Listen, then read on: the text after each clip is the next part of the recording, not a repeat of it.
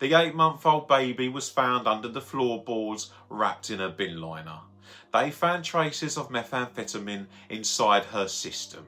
The quiet of Ohio County, Kentucky is usually only broken by the rustle of wind through the tobacco fields. But in June 2024, that silence was replaced by the mechanical grind of backhoes and the heavy boots of Kentucky State Police. They weren't looking for a missing person anymore. They were looking for a body, specifically the body of 8-month-old Miya Rudd. Miya didn't just vanish, she was erased. The investigation began when welfare checks revealed a child who hadn't been seen by anyone outside her immediate circle for weeks. When police entered the Rudd residence, they didn't find a nursery.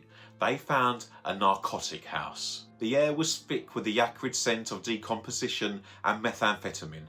Miya's parents, Tesla Tucker and Kate Rudd, along with her grandparents, were living in a domestic wasteland where narcotics were more prevalent than baby formula. As investigators peeled back the layers of the home, the grim reality of Miya's final days emerged. This wasn't a kidnapping or a tragic accident reported in a panic. It was a case of profound, systematic neglect, punctuated by the presence of a deadly substance. The discovery was made in a crawl space, concealed beneath the floorboards of the residence. Search teams located a small, decomposed body wrapped in a bin bag. The medical examiner's report painted a harrowing picture. Miya's tiny system contained traces of methamphetamine.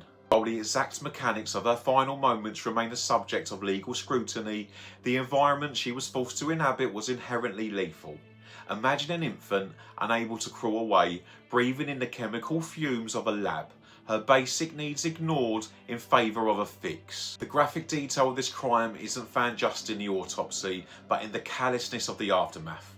After Miya died, whether from an overdose of second-hand exposure or direct trauma, she was discarded like rubbish. Her family continued to live in the house, steps away from her hidden remains, while collecting benefits and lying to the authorities.